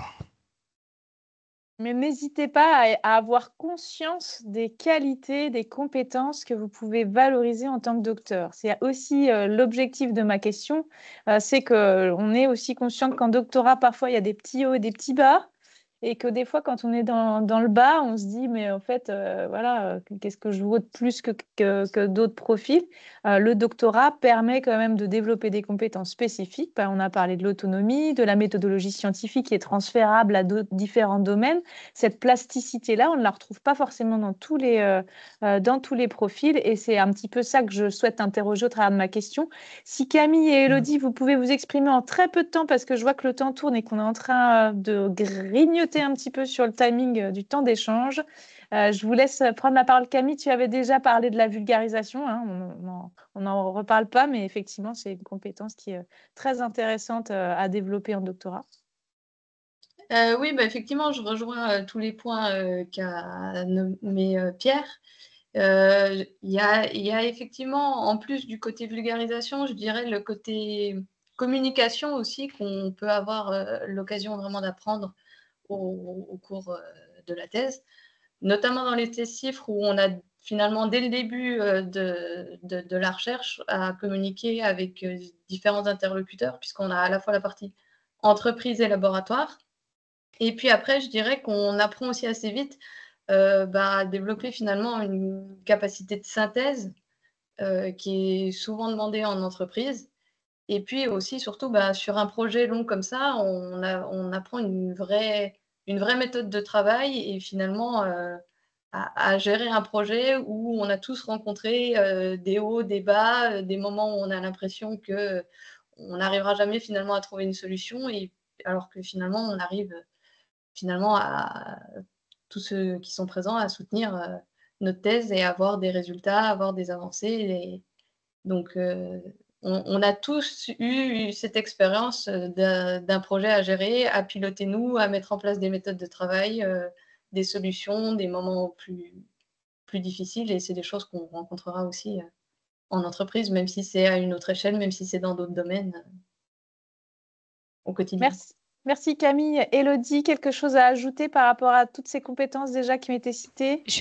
Oui, je peux rajouter quelques mots. Moi, j'aurais mis aussi savoir s'organiser et puis essayer de prioriser les tâches, parce qu'on a tous plein de choses à faire en même temps. Donc ça aussi, c'est important, et puis ça vient au fur et à mesure. J'aurais aussi dit gérer son stress quand on doit faire des présentations, que ce soit devant les dirigeants en entreprise ou pour du financement ou que sais-je encore, de gérer un petit peu. Et puis je parlerai aussi peut-être de formation continue. Enfin, on s'améliore au fur et à mesure, donc voilà, plein de compétences humaines qui sont en lien avec ça. Voilà.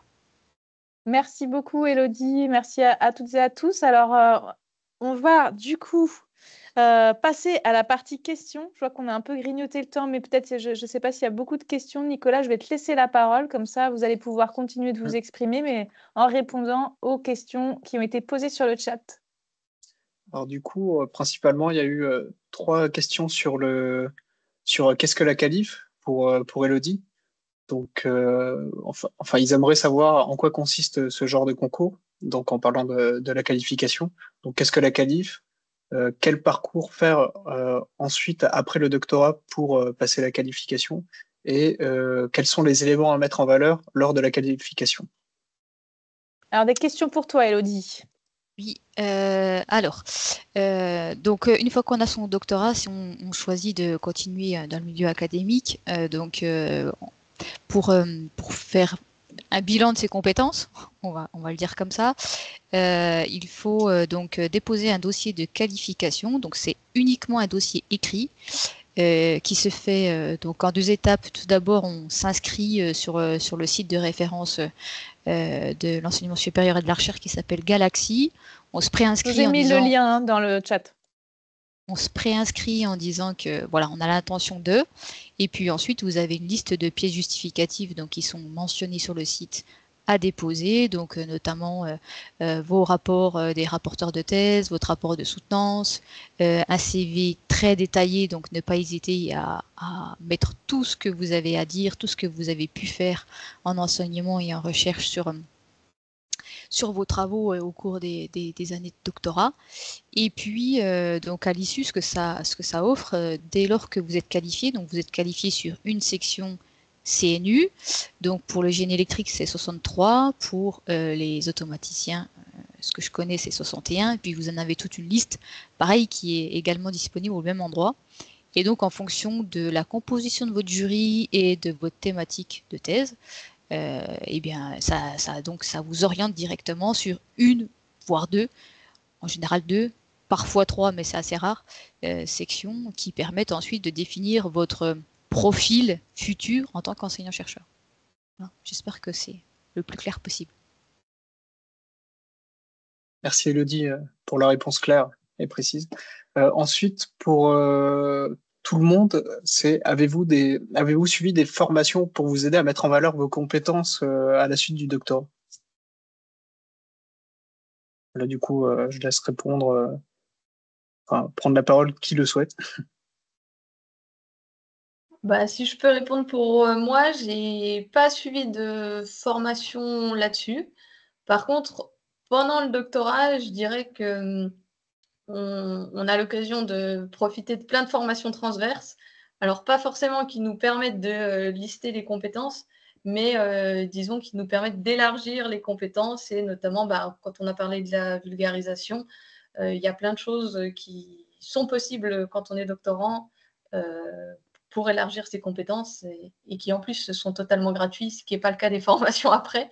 Donc, autant en profiter à ce moment-là. Mais par contre, il n'y a pas effectivement de formation qui nous permet. Enfin, pour ma part, je n'ai pas fait de formation qui me permette d'essayer de lister les compétences, lesquelles sont à mettre en valeur ou pas. C'est vraiment au fur et à mesure de son expérience qu'on découvre celles qui sont utiles et qui sont à mettre en valeur à tel ou tel moment. Alors moi, je me permets d'intervenir parce qu'effectivement, de ton temps, Camille, il n'y avait pas l'outil qui existe actuellement sur le profil ADOUM. Je pense que si vous êtes doctorant ou doctorante, vous savez ce que c'est qu'un profil ADOUM. C'est votre profil administratif.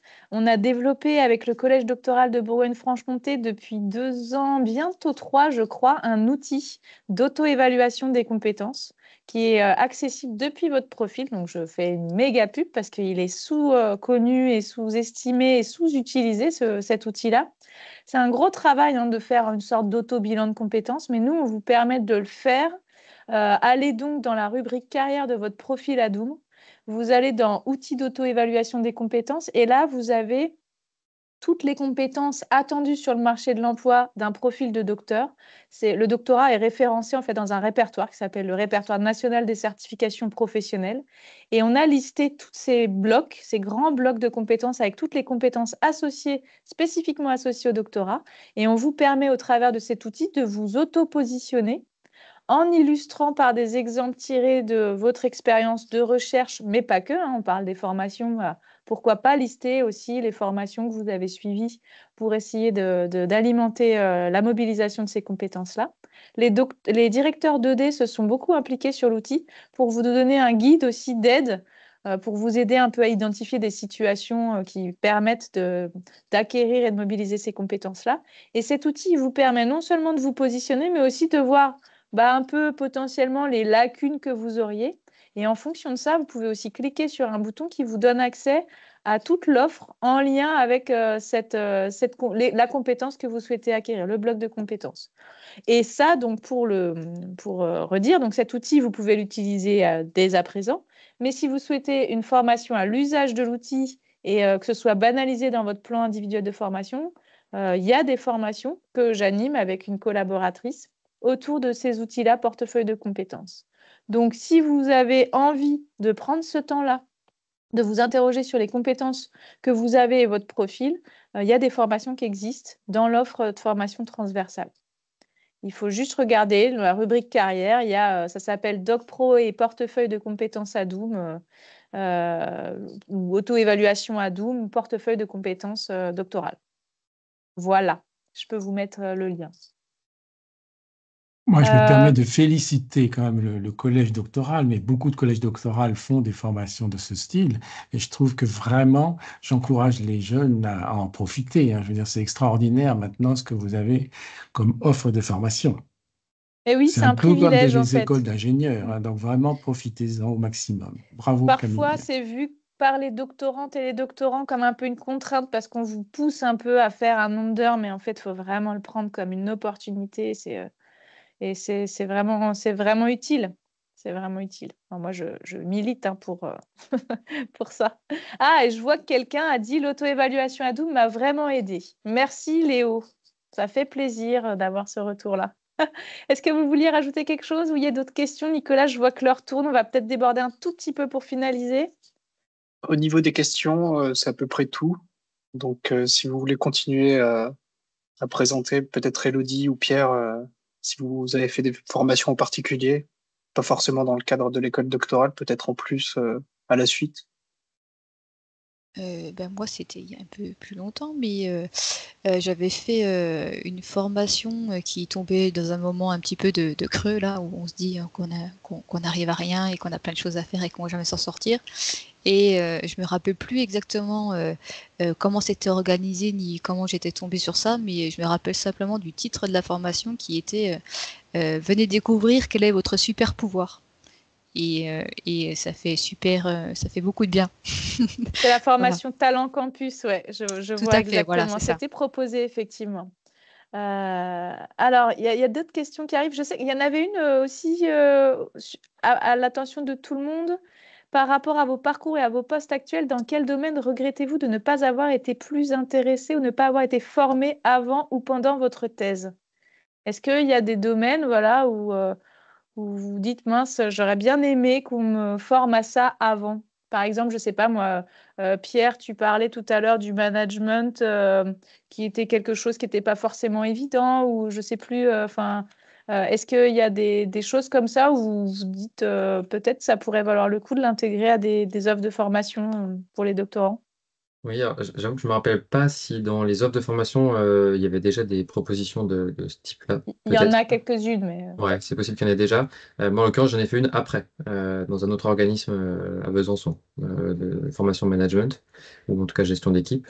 Mais c'est vrai que ça peut être intéressant d'avoir cette formation-là qui soit intégrée au PIF, qu'on puisse s'intégrer au PIF, hein, je crois que ça s'appelle toujours comme ça, ouais. pour justement avoir pas que l'aspect théorique ou technique de la thèse, mais aussi euh, à se préparer à l'entrepreneuriat pour les doctorants qui souhaiteraient franchir le pas, quoi. Camille, Elodie, est-ce qu'il y a des formations que vous auriez aimé, dont vous auriez aimé bénéficier pendant votre doctorat et qui n'étaient pas disponibles à l'offre? Moi, j'aurais dit à peu près la même chose que ce que vient de dire Pierre, donc assez en phase, oui. Camille, rien à signaler? Non, pas particulièrement, parce que je pense qu'effectivement, il y a forcément des choses qu'on apprend après, mais disons que tant qu'on arrive à avoir les ressources et avoir cette capacité finalement à apprendre aussi des choses et à avoir les ressources par soi-même par la suite, c'est parfois suffisant de les avoir. Après coup, on ne peut pas tout avoir pendant la thèse non plus, donc moi, il n'y a pas de gros domaine où je me suis dit c'est dommage de ne pas avoir été formée pendant la thèse. Il y a peut-être un domaine, je suis en train de penser, peut-être que ça existe, hein, mais je sais un autre élément sur lequel je pensais, l'avantage du doctorat, c'est qu'on peut donner des cours, donner des TP ou des TD. Et c'est vrai que bah, le savoir enseigner, je pense que c'est pas forcément inné. Et je suis pas sûr qu'il y ait forcément des formations qui proposaient, en tout cas, j'ai pas souvenir en avoir vu.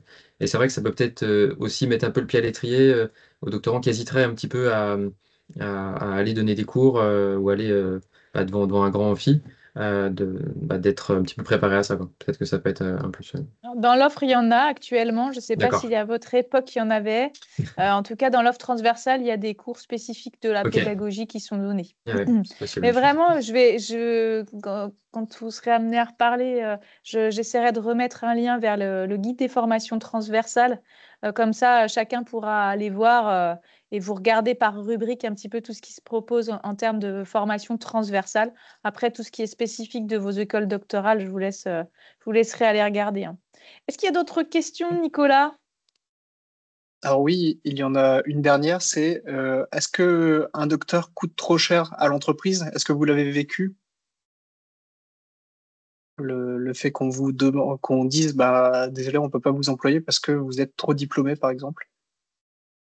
Moi, de mon côté, non. Après, ça dépend des domaines. Typiquement, on fait partie de la convention de métallurgie. Il y a eu une réforme de la convention cette année. Et le grade de docteur va modifier les grilles de salaire minimum.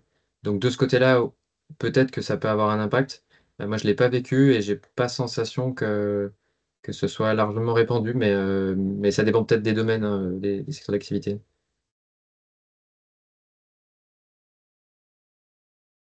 Oui, moi, je ne l'ai pas vécu non plus. Après, j'ai pas énormément de retours d'autres gens qui auraient pu avoir ça. Je pense que si les entreprises ont besoin d'un docteur, ils ont conscience voilà, des activités derrière, de combien ça coûte, comme c'est le cas pour un ingénieur ou d'autres postes. Et avec les dispositifs justement d'aide pour les jeunes, je ne suis pas sûre que ça leur coûte plus cher, qu'un ingénieur ou un autre profil qu'ils pourraient chercher. Il Merci faut pour réussir à vos... se défendre. Moi, j'entends encore des docteurs qui me disent que on leur dit dans des structures d'accompagnement de docteurs qu'il faut qu'il faut enlever le mot docteur sur le CV et je ne suis absolument pas d'accord. Donc, je m'insurge en direct. Gardez votre profil, soyez fiers de ce profil-là, valorisez-le en utilisant toutes les ressources que vous avez pu acquérir, ce qu'on vous a redonné là, que des docteurs en poste, épanouis dans leur poste, vous ont livré. Soyez fiers aussi de votre expérience. Et ça ne sert à rien de cacher qu'on est docteur parce que justement, au contraire, ça peut aider, comme le disait aussi Alain. Donc vraiment, soyez fiers de cette expérience. On est aussi là pour le dire et le redire et le marteler. Et à un moment, ça va rentrer dans tous les esprits. Et on aura réussi. Nicolas, est-ce qu'il y a d'autres questions? Parce que là, je vois vraiment qu'on a grignoté sur le temps. Merci d'être encore un Non, peu avec nous. c'était la toute dernière question. Enfin, après, il y en a une dernière, mais très rapide, c'est euh, quand sera disponible l'afterwork Oui. parce que quelqu'un est arrivé en retard. Oui, Mais j'ai sinon, failli le dire. Effectivement, cet afterwork est enregistré et il sera disponible sur nos canaux, donc sur le YouTube du BFC et sur le site du Collège doctoral de Bourgogne-Franche-Comté. Donc, n'hésitez pas à y aller. Et puis, on communiquera. Si vous êtes doctorant, je communiquerai sur l'accessibilité de l'afterwork et du replay. Donc, vous devriez être au courant. Il va falloir se quitter, mais avant ça, on aime bien, nous, dans les webinaires, procéder à un dernier échange avec nos intervenantes et nos intervenants en leur demandant une petite clôture, un petit moment un peu décalé. Comment ça se passe? Je vais demander à chacun et chacune de nous exposer quelque chose qu'il ou elle aura choisi, un objet, une œuvre d'art, un livre, un film, quelque chose en fait qui, à son sens, pourrait symboliser et illustrer son parcours professionnel. Alors, je commence avec qui? Et en même temps, en le commentant et en donnant un dernier conseil à nos participantes et nos participants sur son projet de carrière. Qui a envie de commencer? Allez, Pierre, hein, tu es en premier dans mon trombinoscope, donc c'est toi qui... Ça marche. Alors, je vais Ouais. partager Ouais. parce que tu m'avais donné. Alors, je vais juste remettre mon truc là. Hop, hop, hop. Et je vais partager mon écran. Vous me dites si vous voyez ce que je vois et est-ce que vous voyez ce que je vois. C'est à toi, Pierre. Oui, alors du coup, on va dire, c'est le livre que je trouve vraiment très intéressant par rapport au parcours finalement que peut avoir Jean-Louis Etienne, alors, qui l'exprime dans le livre, hein, qui est pas un parcours très linéaire où tout est tracé d'avance. Et je trouve que c'est super inspirant de voir tous ces raisonnements qu'il a pu avoir et là où ça l'a conduit finalement et que sa vie a été dépendante des opportunités, des rencontres qu'il a pu faire. Et je trouve que ça correspond assez bien finalement à mon parcours où j'ai tracé ma route grâce aux rencontres qui m'ont amené à un endroit puis à un autre et à se lancer dans différents projets. C'est également très inspirant. On voit qu'il a plein d'objectifs de mission, mais qu'en réalité, pour mener à bien cette mission, c'est jamais simple. Il faut convaincre les personnes, les banquiers, les entreprises pour et justement arriver à financer ces explorations, où encore une fois, on ne sait pas si à l'avance ça va fonctionner, puisque c'est exploratoire, donc on ne sait pas si ça va arriver au bout. Donc je trouve que ça correspond bien à finalement peut-être le doctorat et puis mon parcours particulièrement cet aspect euh, incertain et un peu touche à tout. Merci beaucoup, Pierre. Je retiens quelque chose que tu m'as dit. Je ne sais pas qui t'avait dit ça, mais dans le parcours entrepreneurial, tu m'as dit tout ce qu'on aura prévu sera faux, mais il suffit de le savoir. Et Oui, c'est ça. effectivement, ça peut correspondre un peu aussi à ça. C'est Oui. l'incertitude et en même temps la persévérance face à cette incertitude-là. Donc, merci pour ce partage. Donc, du coup, ton conseil, faut y aller, quoi. Faut se faire confiance et foncer. Très bien, merci beaucoup Pierre. Est-ce que quelqu'un d'autre veut prendre la parole? Et dans ce cas-là, je partage la suite. Je ne sais pas qui est prête ou prêt. Allô, allô, Élodie, Camille, Alain. Oui, je peux prendre la suite. Alors, c'est Élodie. Donc, attends, Élodie, toi, c'était ça. Alors, est-ce que je vous le partage avec la musique ou vous connaissez tous? Peut-être, tu peux commenter et puis je le mettrai en fond quand on se dira au revoir.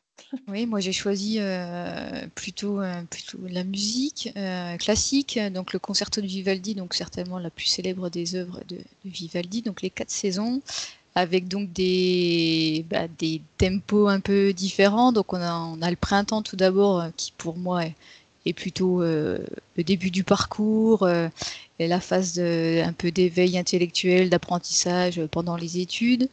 Après, on a donc dans l'ordre l'été, donc là on est sur des rythmes un peu plus rapides, donc ça serait plutôt le stress, voilà les défis, et puis les fameux concours là dont j'ai parlé.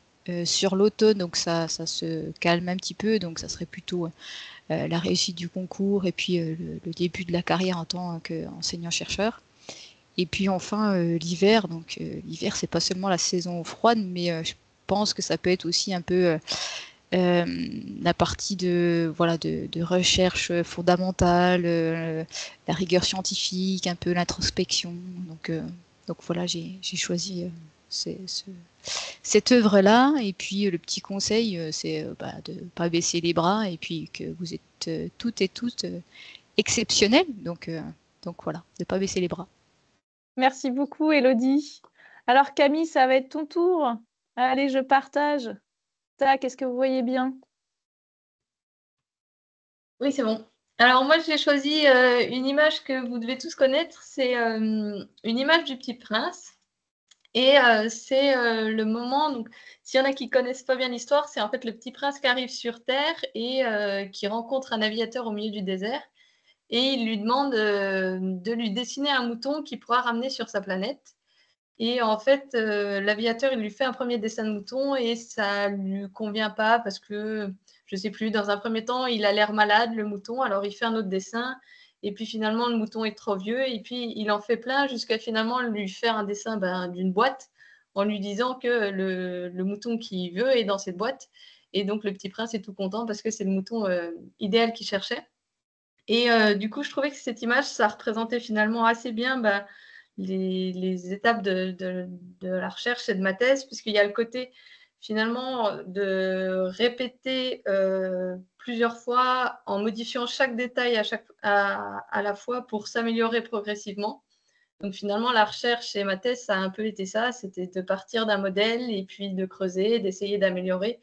Et je trouve que la recherche, c'est assez ça. On ne se lève pas un matin en se disant, ça y est, j'ai fait une découverte. C'est progressivement, étape par étape, en améliorant, on continue tout ce qu'on fait. Et puis après, il y a aussi dans cette image le côté créativité et voir les choses différemment, puisque quand on demande à quelqu'un de dessiner un mouton, c'est pas très classique de dessiner une boîte. Et finalement, il y a aussi ce côté-là, dans le côté recherche et docteur. C'est ce que disait Pierre aussi, en allant chercher des choses de d'autres domaines, en essayant de voir les choses autrement, en les ramenant dans son domaine. Je trouve que ça illustre assez bien le côté créativité qu'on a en tant que docteur. Et puis après, le dernier petit clin d'œil, c'est qu'effectivement, des fois, en entreprise, on nous regarde un peu comme un petit prince qui arrive d'une autre planète, dans le sens où on arrive avec des choses très différentes ou nouvelles. Et donc voilà. Mais donc, si je peux vous donner un conseil, c'est effectivement mettre en avant vos compétences et tout ce que vous avez pu développer pendant la thèse et avoir conscience que c'est un plus et avoir confiance en soi pour la suite. Merci beaucoup, Camille. J'arrête mon partage. Il reste Alain. Alain. Oui, alors, je vais être un peu décalé par rapport à la demande, hein. Moi, il y a un témoignage, ou plutôt un domaine qu'on n'a pas tellement évoqué. C'est avec les témoignages que nous, on publie, si vous voulez, 250 témoignages. Moi, ce qui me plaît le plus, c'est que les jeunes mettent en avant le fait qu'ils ont une passion pour la science et la technologie. Et ça, je trouve ça assez formidable, si vous voulez. Il y en a qui ont des passions pour les moteurs, etc.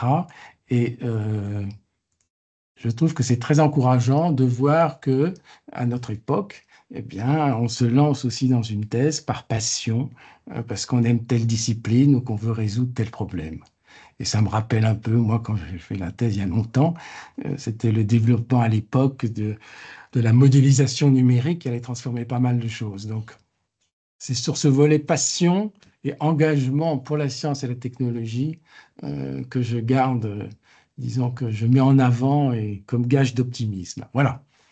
Eh ben, merci Alain. Et effectivement, du coup, cette passion-là, vous pouvez la retrouver sur le blog de Redoxpi de témoignages dont parlait Alain. On l'a remis dans les liens dans le chat, donc n'hésitez pas à y aller pour les consulter ou pour même voir donner un témoignage. Et puis ben là, moi, je repartage du coup un tout petit peu avec vous. Avant de vous laisser, je repartage mon PowerPoint de ce soir.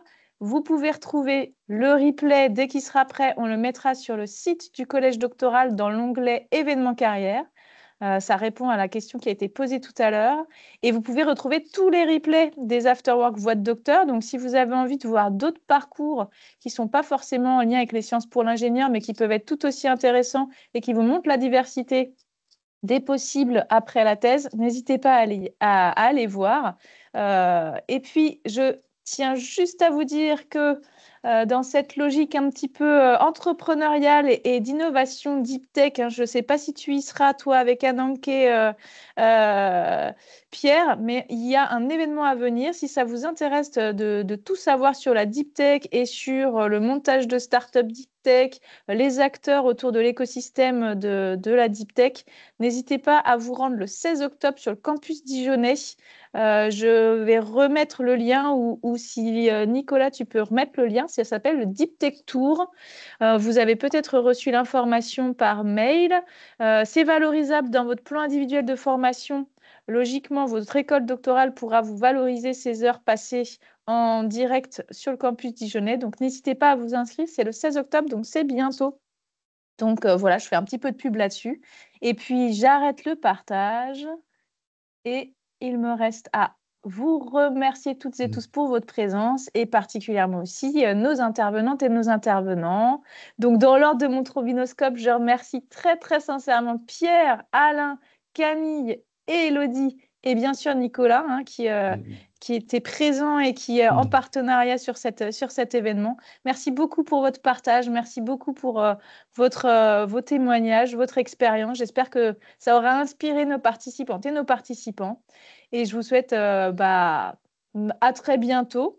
Je dis merci à tout le monde. Je vais vous laisser vous déconnecter et nous, avec les intervenants, on va se retrouver quelques minutes pour débriefer. Merci beaucoup. À très vite. Merci Candice. Merci à tous. Au revoir. Merci, très bonne soirée. Bonne soirée.